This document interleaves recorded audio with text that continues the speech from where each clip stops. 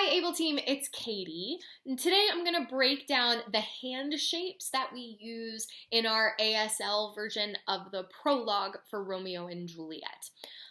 With ASL, right, there's just a few different ways that you use your hands, but then where your hand is in relation to the rest of your body or in relation to your other hand, how you turn your hand, right, which way your palm is facing, and how you move your hand helps to let people know what you mean by your sign. But a lot of the shapes, the basic hand shapes, are repeated throughout the prologue, and it's just a matter of where we put them, how we use them, what our facial expressions are doing that let people know what we mean. So let's first make sure our hands are warm, right? So I'm gonna give you a good nice rub of your hands. Start to get some energy going to those hands. And make a big fist and stretch those fingers out. Make a big fist and point your fingers up to the sky. Make a big fist, point your fingers down to the floor.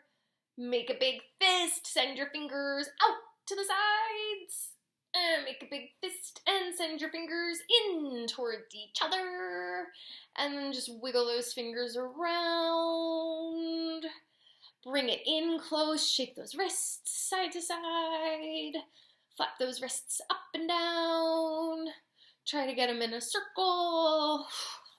And then hopefully our hands feel warm. So a few shapes that we use throughout the prologue. First is just one. Right? This is the number one if we turn our palm back to our body, but just making a fist and pointing one finger up. We use that a lot. Make sure you can do it with both hands. One. Great. We also use a two, or this is a V shape, right? Two if the palm is back. V if the palm is forward. So trying to really stretch those fingertips up to the ceiling. A very similar hand shape is to keep your fingers like this in a V and bring your thumb here, kind of poking out between your thumb and your middle finger. This is the letter K. It's my name, Katie. So we'll use this in signs like careful. We use this. So this is the letter K. So V, K. We also use the letter B. So if you bring your thumb across your palm like you could try to touch your pinky finger, sometimes we'll do it like this, or when we talk about the houses being elevated, it's that B shape with your thumb and then the hands in. So a letter B is important for our hand shape. This is a letter S. So sometimes we'll bring your thumb in and do an S. Sometimes we just do number 5, right? Flat hand, 5. We'll use that a lot. And then there's this sign also, we bring our fingers in and do kind of a claw shape. Sometimes we do it with all of the fingers. We use the clawed V also sometimes, right? So just practicing making a shape but then curling those fingers in. We'll also use a sign that starts with, this is the number 8. So bringing your middle finger to your thumb and hooking that when we sign hate. That starts there with that 8. This is a letter H. We point 2 fingers out and bring your thumb across. So we'll use that H shape sometimes. And then this is an O. But we just kind of flatten it out like if you were going to have like puppets talking with your hands. So a flat O shape. Those are all the basic hand shapes that we use in the prologue of Romeo and Juliet. 1, 2, K, B, or flat B, S, 5, claws, 8, H, and flat O. That's all the hand shapes that we use. So it's just a matter of where we put them how we face them and how we move them in our faces that let the audience know meaning. So now let's start to look just one section at a time and put this together.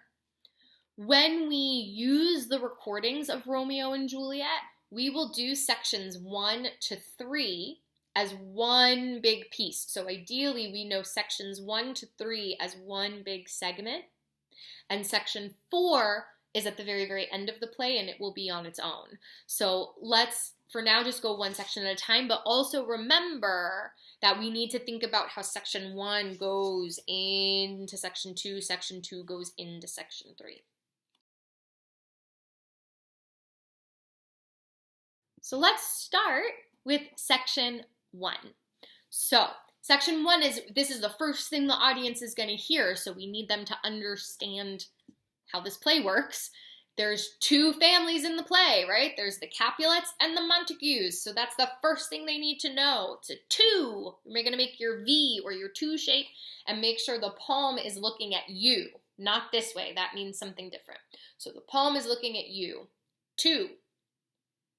And now they're houses, so we're going to make our B shape and point those palms towards each other, and we're going to kind of bring your fingers down, and let's just draw a house. Here's the roof, here's the sides.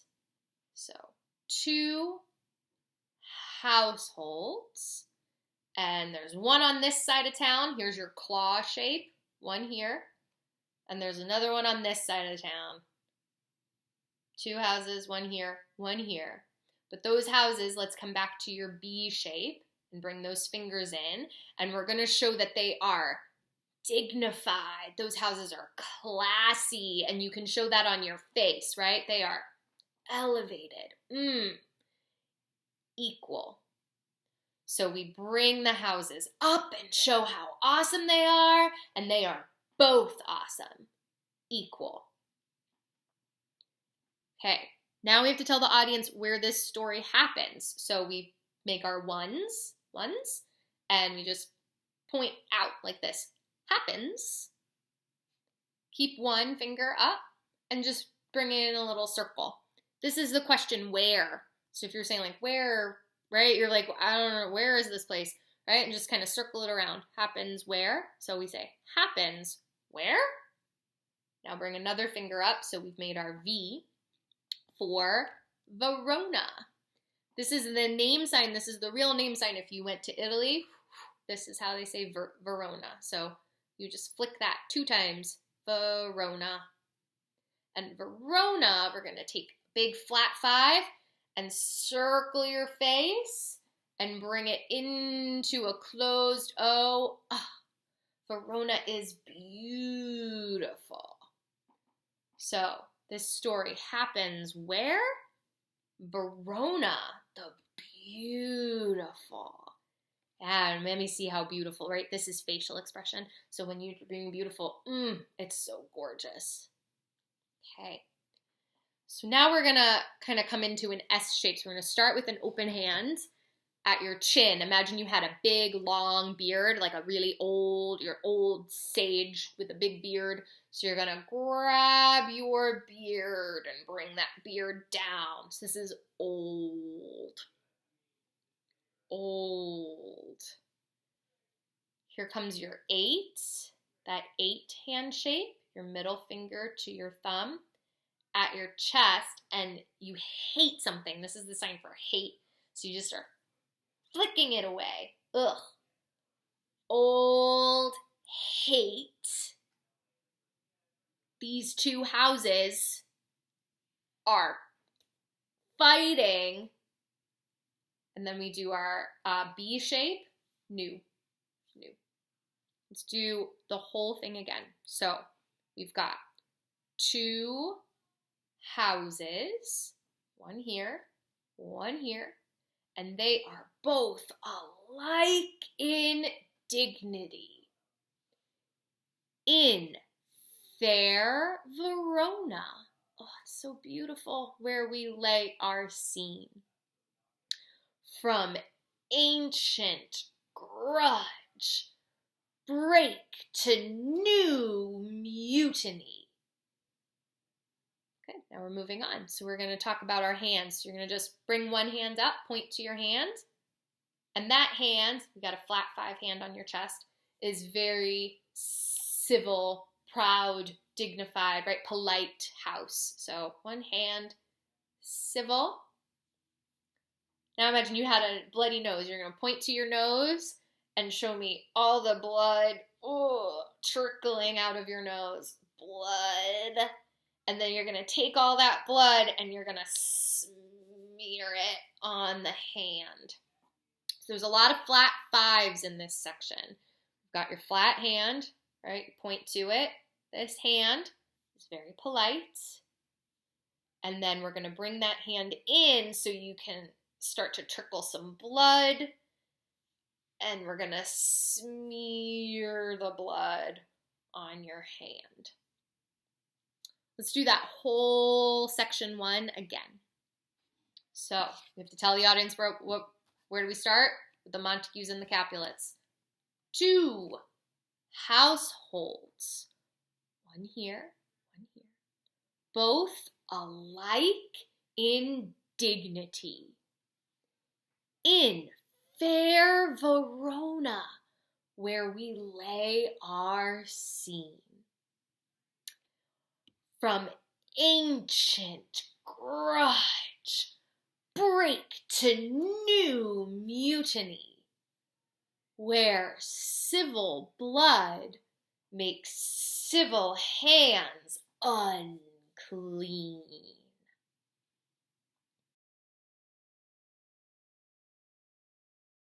Okay, let's take a look at part 2.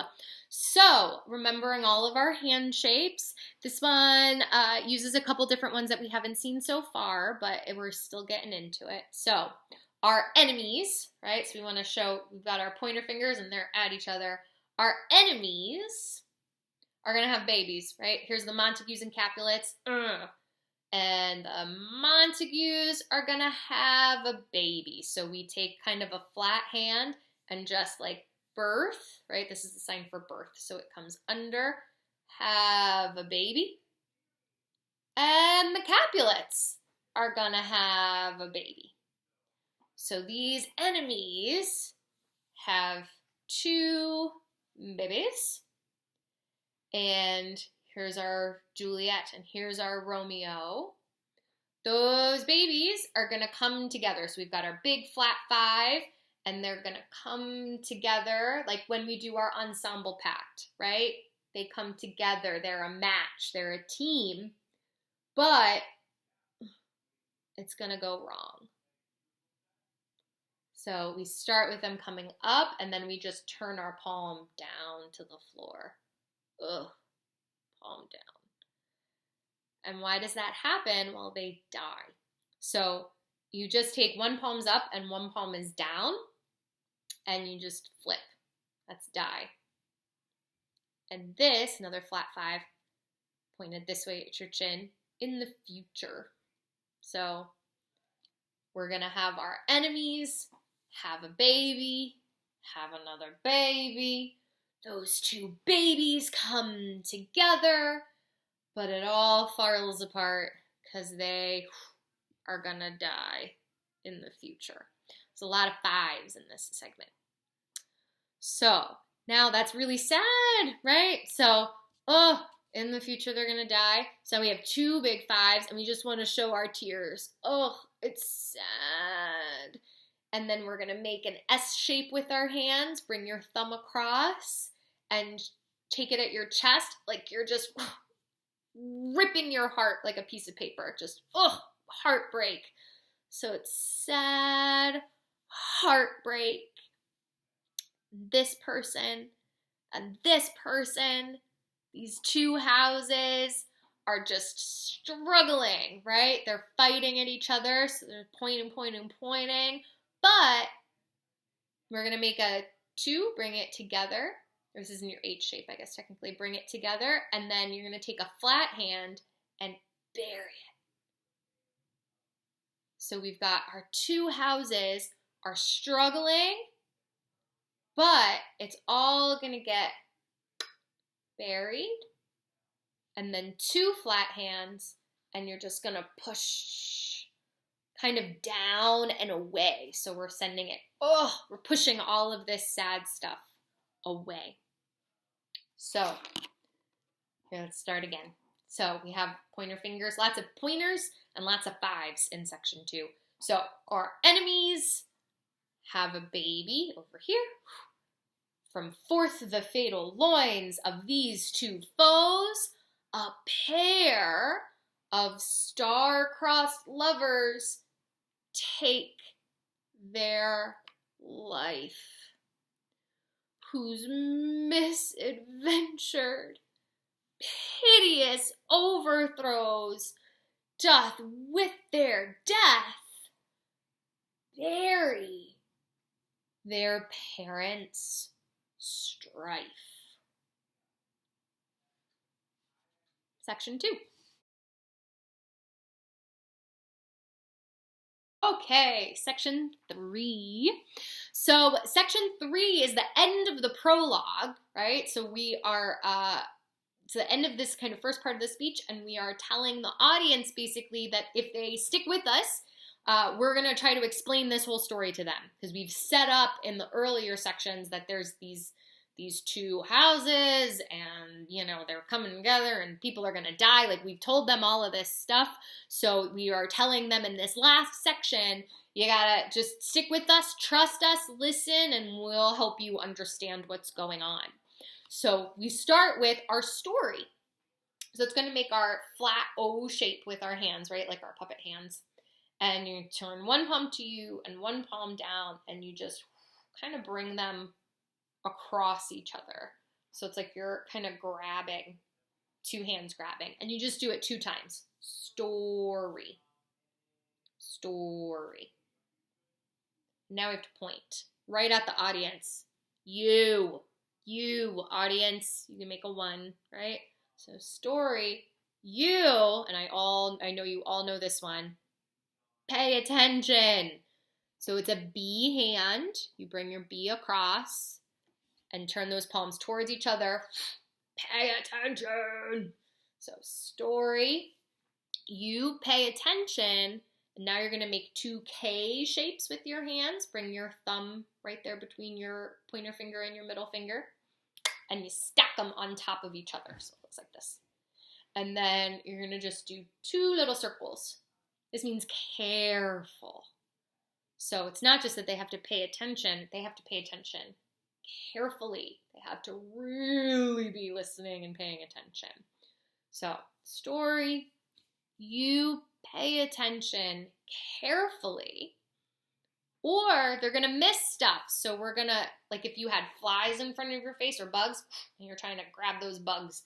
So you start with a flat hand, and you bring it into your S shape, but right in front of your face. 2 times. So miss, miss. Now we do want to catch something. We want to catch our hope. So we're going to start with 2 flat hands, one just a little bit higher than the other. And we've got to kind of clap our palm down. This is hope. Hope. We hope that so if you take a 1 finger but point it down, and you're going to draw a little horseshoe around your chest. So this is like us in the ensemble. Our work. Take 2 S shapes with your thumb in front, and you're going to hit kind of right at your wrist 2 times. Work. Work. Will show. So this is the sign for show, right? Take a flat hand and then just point to your palm. Now I could say, I'm going to show you, and take that show to you, or you could show me, or I'm going to show her, but we want to show everybody.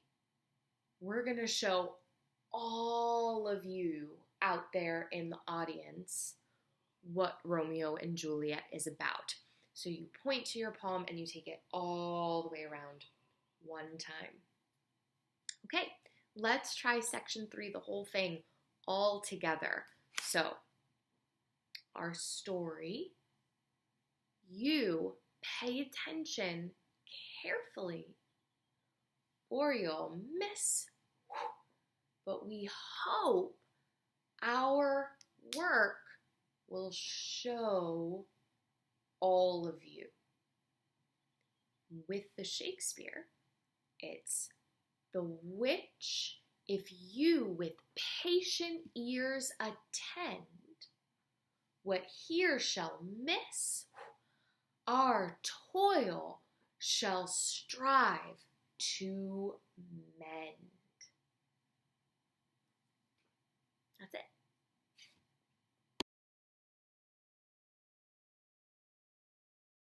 Okay, last one. It's section 4. Section 4 is actually the end of the play. It is the last 2 lines in the whole show. So it's the last thing that our audience is going to hear. Sections 1 to 3 are the prologue. We'll set that up at the very beginning. Then they get to watch all of our scenes and all of the work that we create. And then we're going to leave them with these last 2 lines that basically are saying, like, this is a really old story, right? It's a 400-year-old story, and it still is just, it's so heartbreaking, right? Like, there's just never been a story quite like what happens to Juliet and what happens to Romeo. This is also an important thing because we set up name signs for Juliet and Romeo.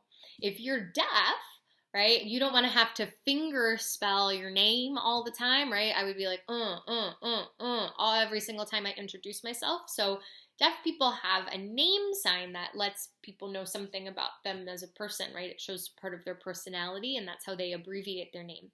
So Crom made name signs for our Juliet and for our Romeo.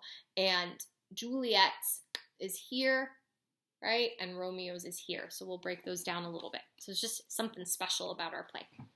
So again, we're basically saying, right, this is a really old story, and we want to take 2 fingers and say, since, like, it's over here, kind of over to one side, both palms are looking at you, and you're sort of like bringing up all of this stuff since the history of time, right? And all of time. One of those hands is going to stay, the other one's going to come across and go open to a 5 shape, and you're going to draw like a question mark shape with your hand. And this means never. So in all of this time, there's never been a story. We know this one, right? It's that flat O 2 times. Story. Now we're going to make a K shape. So remember, that's a V with our thumbs up.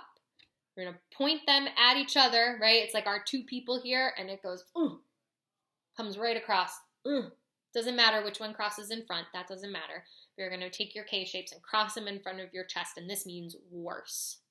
So since all of this time, there's never been a story that's worse. And now we're going to compare. So this is the sign for compare. So if you imagine you're holding like a ball, so it's a little bit of that claw shape, and we want to look at one side of it. So if you kind of have one palm looking at you, and then you're going to compare this palm to the other palm. So compare. Yeah, you're just kind of turning that ball around. Compare on the one hand, right, over here in this Capulet house, we have Juliet. So we're going to make our V, but then claw those fingers down. And it's over here by your cheek, not in front of your chin, but at your cheek, you're going to just like pull it out this way. And this means that Juliet has courage. Juliet is brave. Juliet's got a little bit of nerve to be telling her parents she doesn't want to marry Paris, and to be trying to go out on her own and falling in love with who she wants to fall in love with. So over here, there's Juliet. And then over here in the Montague house is Romeo. So for Romeo's name sign, we're going to make a number 1, point kind of right into your neck, and then you're going to go, and like explode it out. And it can be kind of sharp and fast because this is a sign for risk. This is a sign for like danger. So it's okay if it's fast. Romeo. So let's do that whole section again. So, for never was a story of more woe than this of Juliet and her Romeo. And then it's over. Good work, everybody. Let me know if you have more questions. I am always, always happy to talk it through.